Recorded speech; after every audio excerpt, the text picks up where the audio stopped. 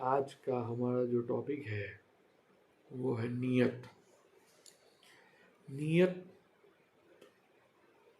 हर झगड़े का एक ही कारण है, वो है नियत।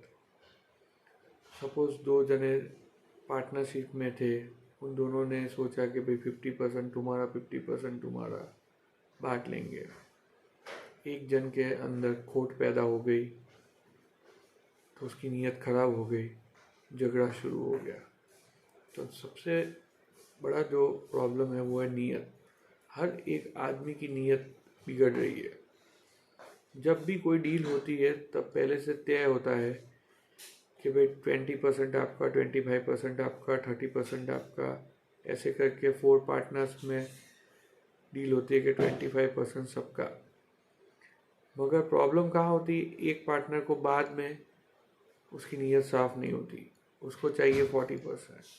झगड़ा शुरू हो जाता है और उस नीयत की वजह से सबका सत्यानाश हो जाता है। सपोज दो दोस्त थे, उनका एक फंडामेंटल था, जब भी कोई तीसरा आदमी आता था दोनों जन मिलके वो तीसरे को अपना शिकार बना लेते थे। तो एक शिकारी ने क्या सोचा कि क्यों ना मैं इन दोनों के बीच में ही फूट डाल दूं। अब प्रॉब्लम क्या हुआ, दोनों भाई थे, बहुत अच्छे थे, दोनों भाइयों में समझदारी भी थी कि भाई ये है, एक का 40%, एक का 60%, छोटे का 40, बड़े का 60, तो कोई प्रॉब्लम नहीं था, तो फूट नहीं पड़ती।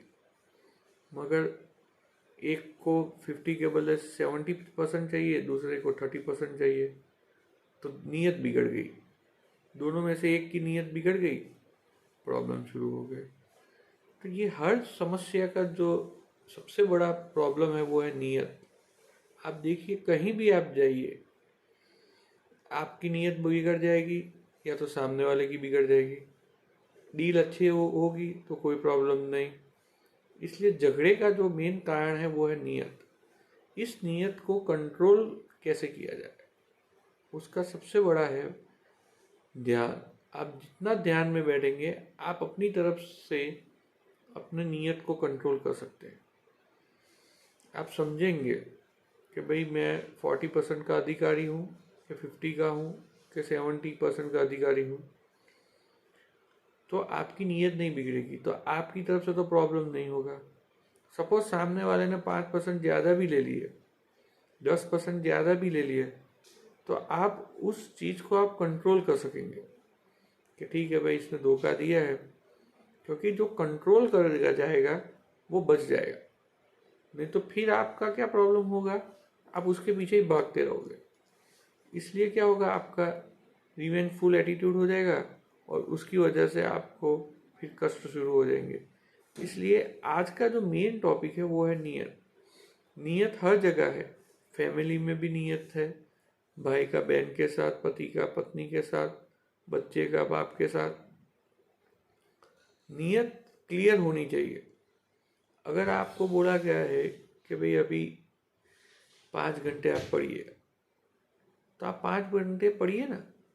आप 4 घंटे पढ़ेंगे, 3 घंटे पढ़ेंगे, तो उसका मतलब आपकी नीयत साफ नहीं है। और जब आपकी नीयत साफ नहीं है तो आपको प्रॉब्लम होगी होगी। इसलिए स्टूडेंट्स के लिए भी बहुत ये ज़रूरी है कि इसको कंट्रोल करें, by the way of discipline से करें, किसी भी तरह से करें। दूसरा, नियत जो झगड़ों का जो मेन कारण है उसके ऊपर भी ध्यान दिया जाए। अब जब किसी ने बोला कि भैया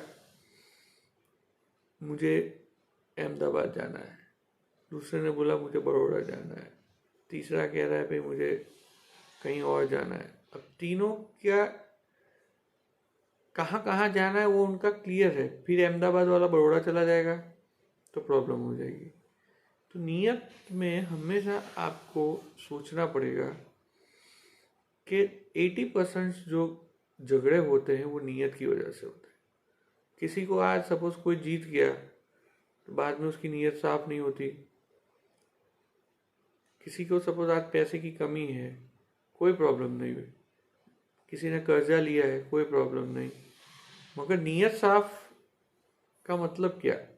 जब उसके पास पैसा आ जाता है तो भी वो पैसा नहीं लौटाता। इसलिए नीयत साफ होना बहुत ज़रूरी है। कोई आज कष्ट में है, कोई प्रॉब्लम नहीं, आप बाद में दे देना भाई, तो इसका कोई प्रॉब्लम नहीं। मगर उसके पास पैसे आने के बावजूद भी वो नहीं देता है तो इसका मतलब नीयत साफ नहीं है। जब एक लड़का आईएएस बनता है तो उसकी पहले बहुत नीयत साफ होती है कि मैं देश के लिए ये कर लूँगा, वो कर लूँगा, सब कुछ कर लूँगा। बाद में क्या होता है, 80% लोग रहते हैं अपनी नीयत के साथ में कि नहीं, I will do for my country. 10-20% क्या होता है, उनकी नीयत बिगड़ जाती है, करप्शन पे आ जाते हैं।